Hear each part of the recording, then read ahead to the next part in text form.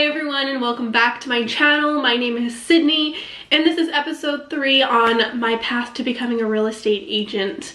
In the first 2 episodes, I shared a little bit more of my story and where I currently am along my journey, and I will just give a sweet and brief disclaimer right here. I am currently fighting nearing the end of my battle with the virus that shall not be named, that we have all gotten to know so well over the last couple of years. So bear with me if my voice is a little on the crackly side. I'm still a little congested, but overall feeling really great. But nonetheless, I thought I would kind of make use of this time, and I've got nothing better to do while I'm isolated, so I thought I would be a little bit more productive and create episode number 3 for you guys. So in my last episode, I was chatting with you guys about where I currently was along my journey, and that I just recently failed my exam by 1%, and I was talking about the possibility of challenging the exam on the grounds that I already work in an office. I have all the material, I've done all the assignments, and quite frankly, I failed by 1%, and I didn't feel the need to want to enroll in the entire course. So they had a challenge package option, which was significantly less. And so I did get in touch with the BCFSA, which is the BC Financial Services Authority, who deals with some of the educational components in the real estate industry. So I was in touch with them. I did try and challenge it. However, on the grounds that I was trying to challenge it on, I was unable to. The challenge package is predominantly meant for people who have been licensed previously and they let their license expire, or who are looking to get back into the real estate game. So because I had not been previously licensed, I was unable to do so, which is unfortunate, but that's okay. So I did re-enroll back in the entire course, and I'm currently working through some of those assignments again. So at minimum, the next time I can write my exam is in 10 weeks time. So I'm hoping for end of February, early March, so that I can be licensed in time for springtime. With that being said, I thought I would kind of use this as an opportunity to talk about what a real estate assistant does in the meantime, as that is what I've been doing for the last year, and I thought it could be a great opportunity to share what a real estate assistant does, and what their scope of authority is, and what kind of work they do, and how it relates to being a real estate agent. So stay tuned and let's chat all about what real estate assistants do.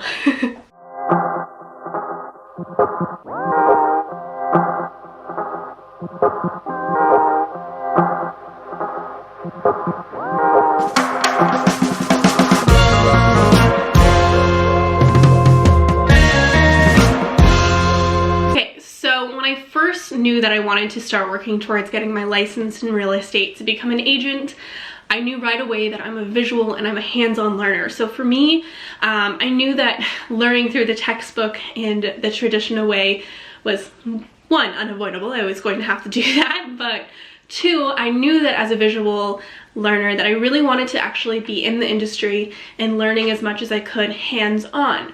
So with that being said, the first job that came to mind was maybe I can find something in a real estate brokerage. And a job opportunity that got presented to me was a real estate assistant. So this was something I was really trying to achieve. I was actually going to quite a few different brokerages and interviewing with them, and asking around and networking to find an agent in town in my local area to see if someone was looking for a real estate assistant. So granted, this is a little bit more on the difficult side sometimes, because if you don't know, getting into real estate, especially looking for an assistant position, well, not to say people will not take you on, but if you are currently working towards getting your license, that generally implies that you're going to be leaving that position as an assistant. So people will be less inclined to want to hire you, because they'll put a lot of time and effort in training you just to have you go off on your own.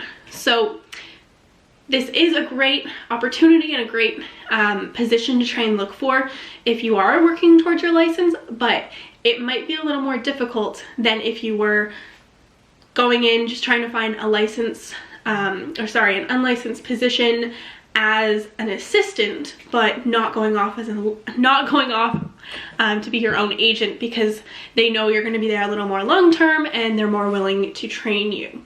So I was lucky enough to find an assistant position at my local brokerage that I went and interviewed with and signed on to eventually be a licensed realtor with.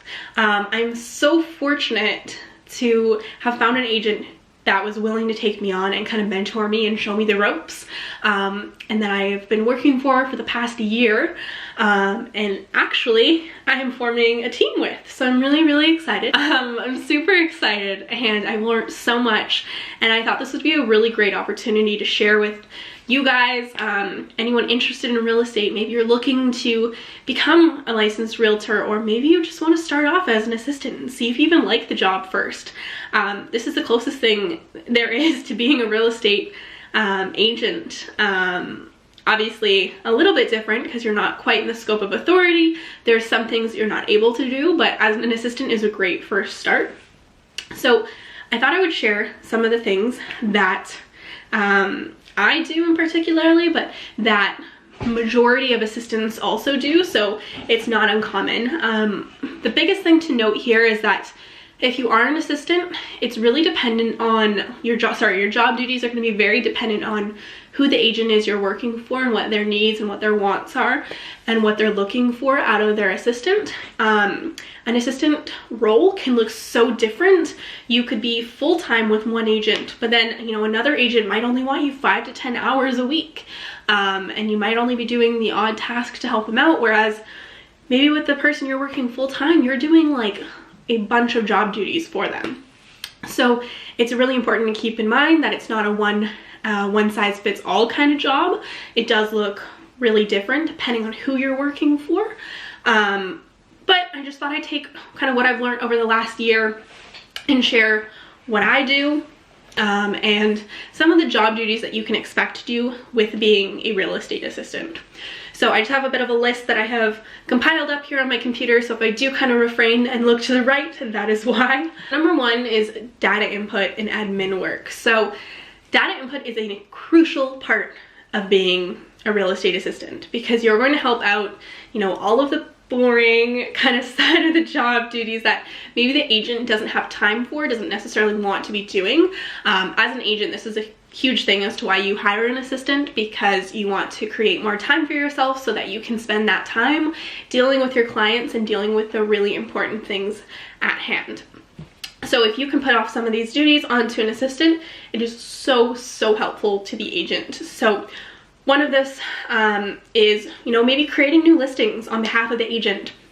So getting all of the listing material and information on a new property and inputting it into the MLS system, and making sure that everyone in your brokerage that is supposed to have this information has the information, such as the front desk, maybe some more people in the admin. Again, super dependent on the brokerage that you work for.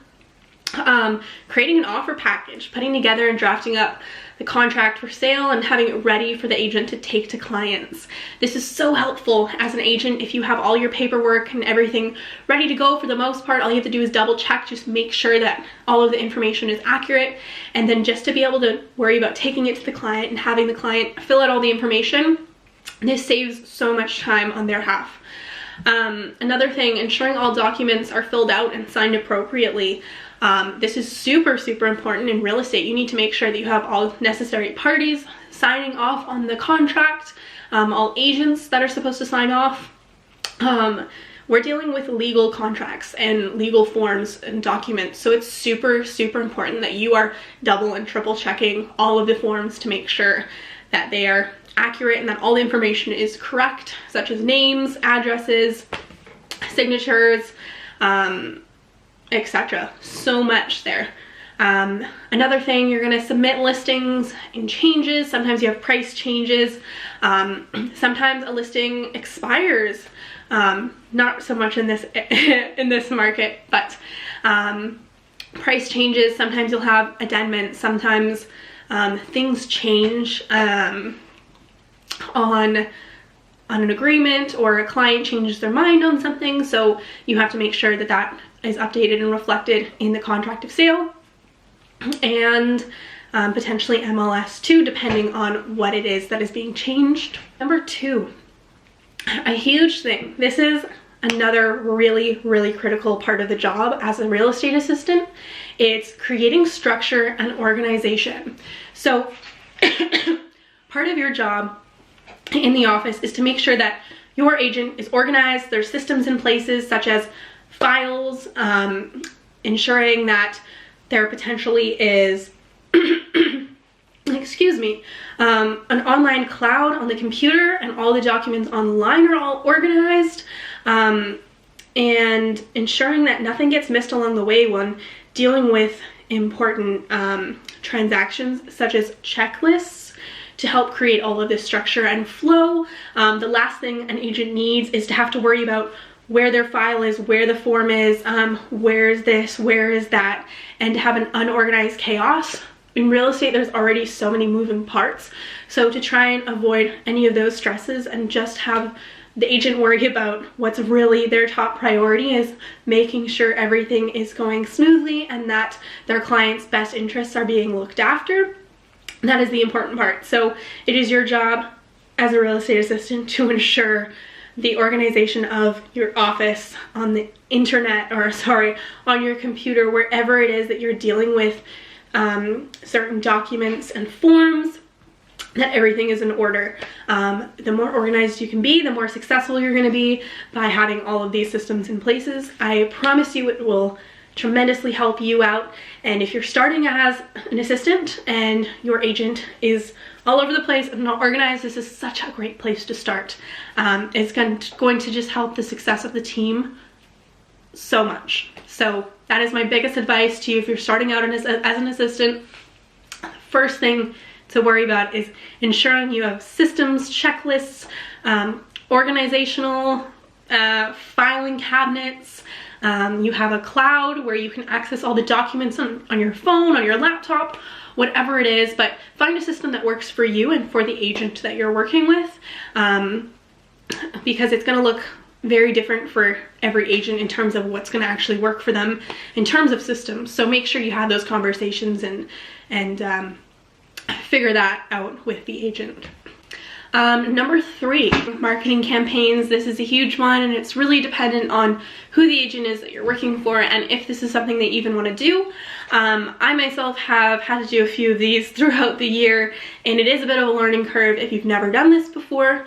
But for instance, sending out postcards. So creating a postcard and designing it, which is the fun part, and then sending it out to different neighborhoods. So depending on where you are in the world, or if you're in Canada or British Columbia, we deal with Canada Post, and so I've had a bit of my fair challenges with dealing with them in the past, but nothing we couldn't solve. We always got it figured out and handled it. But you might be required to send out a mail campaign such as the postcards and sending them to different neighborhoods. What this is going to do is ultimately help generate potential new leads for the agent by letting the people know in your neighborhood that, hey, I'm Sydney and I'm an agent in your area, or hey, I'm Sydney, an agent in your area, and I recently just sold this property on your street. If you're looking to find out more information on the house or what it sold for, or potentially what your home could go for, get in touch with me. So along those kind of lines, I'm sure that you guys have all seen one at one point or another in your mailbox. That's super common for real estate agents to do that, and it's a great way to get your name out there. So that is something that you might find yourself doing. Another thing, and this is probably one of my favorite things ever, especially in the real estate world, is social media marketing. I highly suggest that if you are a real estate assistant, depending on who you're going to work for, if you have some sort of knowledge for real estate and especially passion for it, this is such a critical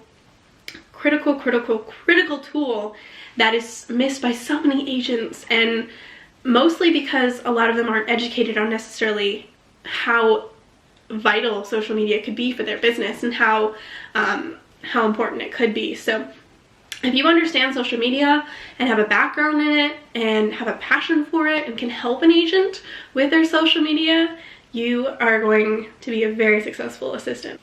Why is social media important? I'm not going to go too much into detail here because I'm just kind of giving a brief overrun as to what a real estate assistant does.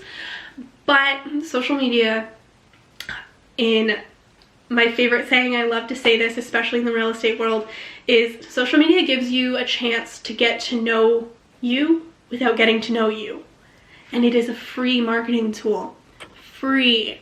And so many agents I know are putting hundreds of dollars towards marketing that is old-fashioned or traditional, that isn't going to help them moving forward. So if you can get on board with real estate social media marketing, you are in good hands. So I highly suggest, if you are looking to be an assistant, if you can have some sort of understanding of social media, or at least be open-minded and willing to learn, it could be very beneficial to the agent and maybe potentially help you land a gig as an assistant. Another, number 5, I think, number 4 or 5, you might be required to obtain information in public records. So you might have to go down to your local city hall. In our case, our city hall is kind of transitioned online in terms of, you know, maybe finding the title which showcases the registered title holder on file. And again, this is so important to make sure as an assistant that you are doing your due diligence and finding these documents for your agent if asked to do so.